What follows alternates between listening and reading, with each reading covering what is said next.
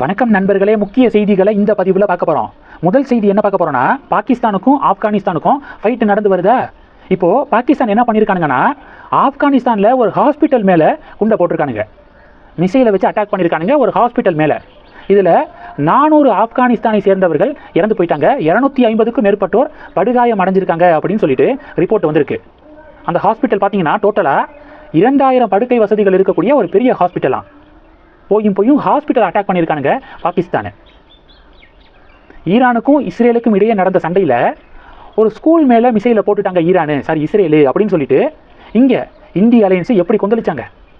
இஸ்ரேலையும் அமெரிக்காவையும் கண்டித்து பயங்கரமாக வாய்ஸ் எல்லாம் கொடுத்தாங்க. ஆனால் ட்ரம்ப் என்ன சொல்கிறாரு, ஈரானுடைய மிசைல் தான் அது, துல்லியம் இல்லாதது ஈரானுடைய மிசைலு, அதை ஒழுங்காக லான்ச் பண்ண தெரியாமல் லான்ச் பண்ணி அவங்களுடைய ஸ்கூல் மேலேயே விழுந்துருச்சு அப்படின்னு ட்ரம்ப் சொன்னார். ஆக மொத்தம் இஸ்ரேல் தான் இப்படி பண்ணிட்டாங்க அப்படின்னு இந்திய அலையன்ஸ் எப்படி கொந்தளிச்சாங்க. இப்போ பாகிஸ்தான் என்ன பண்ணியிருக்கானுங்க, ஆப்கானிஸ்தானில் இருக்கக்கூடிய ஒரு மருத்துவமனை மீது தாக்கியிருக்காங்க. அதில் 400 பேருக்கு மேலே இறந்து போயிருக்காங்க அப்படின்னு ஒரு ரிப்போர்ட் வந்திருக்கு. இப்போது பாகிஸ்தானுடைய இந்த அட்டாக்குக்கு நம்ம நாடு என்ன தெரியுமா சொல்லியிருக்கு, சென்ட்ரல் கவர்மெண்ட்டு பாகிஸ்தானுடைய கோழைத்தனமான தாக்குதல் இது அப்படின்னு கண்டிச்சிருக்காங்க நம்ம இந்தியாவுடைய வெளியுறவுத்துறை. எதிர்க்கட்சிகள் இப்போ வரைக்கும் பாகிஸ்தானை கண்டிக்கவே இல்லை. நம்ம ஊர் எதிர்க்கட்சிகள், இந்திய அலையன்ஸில் இருக்கக்கூடிய பொலிட்டிக்கல் பார்ட்டிஸ் யாருமே பாகிஸ்தானை கண்டிக்கவே இல்லை. பாகிஸ்தானை கண்டிக்கிறதுக்கு ஏன் இவ்வளவு பயம் எதிர்க்கட்சிகளுக்கு? ஆப்கானிஸ்தான் நம்ம இந்தியாவுடைய நட்பு நாடு. வேர்ல்டு கப்பை இந்தியா ஜெயிச்சதுக்கு ஆப்கானிஸ்தானில் கொண்டாடிக்கு இருக்காங்க. இந்தியாவுடைய நட்பு நாடாக இருக்காங்க ஆப்கானிஸ்தான். அந்த ஆப்கானிஸ்தான் மேலே ஒரு தாக்குதல் நடத்தப்பட்டிருக்கு. எதிர்க்கட்சிகள் அப்படிங்கிற முறையில் நம்ம கவர்மெண்ட்டும் கண்டிச்சிட்டாங்க. அதற்கு பிறகாவது எதிர்க்கட்சிகள் வாயை திறக்கிறாங்களான்னு பார்ப்போம் அப்படின்னு பாஜக பதிலடி கொடுக்குறாங்க. இது ஒன்று. ரெண்டாவது என்ன பார்க்க போகிறோம், சன்ரைசர்ஸ் லீட்ஸ் அப்படிங்கிற ஃப்ரான்ச்சைஸ் தி 100 அப்படிங்கிற டோர்னமெண்ட்டு யூகேல ஜூலை மாதம் தொடங்கும். அதனுடைய ஆக்ஷனில் காவ்யா மாரன் என்ன பண்ணாங்க, பாகிஸ்தான் பிளேயர் அபுரர் அகமதை ஏலத்தில் எடுத்தாங்க. காவ்யா மாரனுக்கு சொந்தமான சன்ரைசர்ஸ் லீட்ஸ் அப்படிங்கிற டீமுக்கு பாகிஸ்தான் வீரர் ஏலத்தில் எடுக்கப்பட்டார். இது இந்தியாவில் ஒரு பெரிய ஒரு கொந்தளிப்பை ஏற்படுத்தினுச்சு. சன்ரைசர்ஸ் ஹைதராபாத் டீமையே பேன் பண்ணணும் அப்படின்னு சொல்லிட்டு மக்கள்லாம் கொந்தளிச்சாங்க. இப்போது சன்ரைசர்ஸ் லீட்ஸ் அப்படிங்கிற இந்த டீமில் இருந்து அப்ரார் அகமது விடுவிக்கப்பட இருக்காரு அப்படிங்கிற தகவல்கள் வெளிவந்திருக்கு. சுனில் கவாஸ்கர் என்ன தெரியுமா சொல்லியிருக்காரு, என்ன சொல்லியிருக்காருன்னா, பாகிஸ்தான் வீரர்களுக்கு வழங்கப்படும் தொகை சன்ரைசர்ஸ் லீட்ஸுக்கு அப்ரார் அகமதை எவ்வளவு கோடி ரூபாய்க்கு தெரியுமா ஏலத்தில் எடுத்தாங்க காவ்யா மாரன்? 2,35 லட்சம் ரூபாய் மதிப்பீட்டில் ஏலத்தில் எடுத்தாங்க. அதான் சுனில் கவாஸ்கர் சொல்கிறாரு, பாகிஸ்தான் வீரர்களுக்கு வழங்கப்படும் தொகை இறுதியில் வருமான வரி மூலமாக அந்நாட்டு அரசாங்கத்திற்கு செல்கிறது. அந்த பணம் ஆயுதங்களை வாங்குவதற்கு வழிவகை செய்கிறது.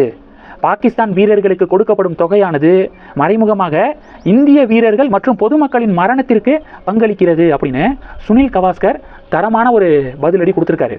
இன்னைக்கு தந்தி டிவி என்ன செய்தியில் சொல்லியிருக்காங்கன்னா, டிவிக்கே தனித்து போட்டி, விஜய் பெரம்பூர் தொகுதியில் போட்டிடுறாரு, புஷி ஆனந்த் டி நகர், ஆதவ் அர்ஜுனா வில்லிவாக்கம், அருண்ராஜ் திருச்செங்கோடு அப்படின்னு சொல்லிட்டு இன்னைக்கு இதே தந்தி டிவி செய்தி வெளியிட்டிருக்காங்க.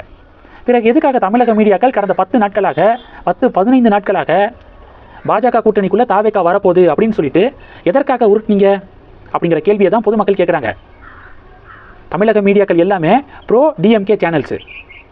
டிஎம்கே டிவிகேவை என்ன சொல்லி விமர்சனம் பண்ணுறாங்க, பாஜக தான் மறைமுகமாக தாவேக்காவை இயக்குது, பாஜகவுடைய பி டீமு தாவேக்கா அப்படின்னு திமுக காரங்க சொல்கிறாங்களே. திமுகவுக்கு ஜால்ரா போடுற மாதிரி தமிழக மீடியாக்கள் பாஜக கூட்டணிக்குள்ளே தாவேக்கா அப்படின்னு சொல்லி ஒரு நரேட்டிவை செட் பண்ண பார்த்துருக்காங்க தமிழக மீடியாக்கள். திமுகவுடைய ஆணைக்கிணங்க தமிழக மீடியாக்கள் இப்படி ஒரு வதந்தியை பரப்பியிருக்காங்க அப்படின்னு ஒரு டிபேட் நடக்குது. இன்னொரு பக்கம் பார்த்தீங்கன்னா, தாவேக்காவே இதை பரப்பி விட்டாலும் பரப்பி விட்டுருப்பாங்க. பாஜக கூட்டணிக்குள்ளே தாவேக்கா, பாஜக தாவேக்காவை எப்படியும் என்டிஏ கூட்டணிக்குள்ளே இழுக்க பார்க்குது, எவ்வளவோ நெருக்கடிகள் கொடுக்குது பாஜக, ஸ்டில் விஜய் பார்த்தீங்கன்னா பிஜேபி கூட்டணிக்குள்ளே போல அப்படின்னு இப்படி ஒரு நரேட்டிவை, இப்படி ஒரு பிம்பத்தை மக்கள் மத்தியில் திணிக்க தாவேக்கா போட்ட நாடகமாக கூட இருக்கலாம். லாஸ்ட்டு 10 நாட்கள் பாஜக கூட்டணியில் தாவேக்கா அப்படிங்கிற இந்த செய்தி தாவேக்காவே போட்ட நாடகமாக இருக்கலாம் அப்படின்னு 2 கோணங்களில் டிபேட் நடக்குது. உங்களுடைய சாய்ஸ், உங்களுடைய ஆப்ஷன் என்ன? திமுகவுடைய ட்ராமாவா இல்லை தாவேக்காவுடைய ட்ராமாவா? மறக்காமல் கமெண்ட் பண்ணுங்கள். கடைசி என்ன பார்க்க போகிறோன்னா, அண்ணாமலை அவர்கள் நேற்று செய்தியாளர் சந்திப்பில் ஒரு விஷயம் சொன்னார். கரூர் மாவட்ட ஆட்சித்தலைவர், கரூர் மாவட்ட எஸ்பி, எலெக்ஷன் கமிஷன் மாற்றணும். ஏன்னா செந்தில் பாலாஜிக்கு மிக நெருக்கமாக இந்த அதிகாரிகள்லாம் இருக்காங்க. ஈரோடு கிழக்கில் மக்களை பட்டியில் அடித்து வச்சாங்கல்ல, அது மாதிரி கரூரில் 60க்கும் மேற்பட்ட இடங்களில் மக்களை பட்டியல அடைப்பதற்கான ஆயத்த பணிகள் நடந்து வருது. அதை புகைப்படத்தோட எலெக்ஷன் கமிஷன்கிட்ட கம்ப்ளைண்ட் பண்ணியிருக்கோம். எலெக்ஷன் கமிஷன் கரூருடைய எஸ்பியையும் கரூருடைய கலெக்டரையும் மாற்றுவாங்க அப்படிங்கிற நம்பிக்கை இருக்குது அப்படின்னு அண்ணாமலை நேற்று செய்தியாளர் சந்திப்பில் பேசியிருந்தார். அண்ணாமலை பேசிய 1 மணி நேரத்திலேயே ஒரு பிரேக்கிங் நியூஸ் வெளிவருது. தமிழகத்தில் 4 மாவட்டங்களுடைய எஸ்பி மாற்றப்பட்டிருக்காங்க அப்படின்னு சொல்லிட்டு ஒரு பிரேக்கிங் நியூஸு வெளிவருது. அந்த 4 மாவட்டங்களில் ஒன்று கரூர் மாவட்டம். கரூர், ஈரோடு, நாகை, விருதுநகர் மாவட்ட எஸ்பிக்கள் மாற்றம் அப்படின்னு பிரேக்கிங் நியூஸு. அண்ணாமலை செய்தியாளர் சந்திப்பு கொடுத்த 1 மணி நேரத்திலேயே இப்படிப்பட்ட பிரேக்கிங் நியூஸு. இதுதான் அண்ணாமலையுடைய பவர் அப்படின்னு சொல்லிட்டு பாஜக காரங்க ஃபயர் விடுறாங்க.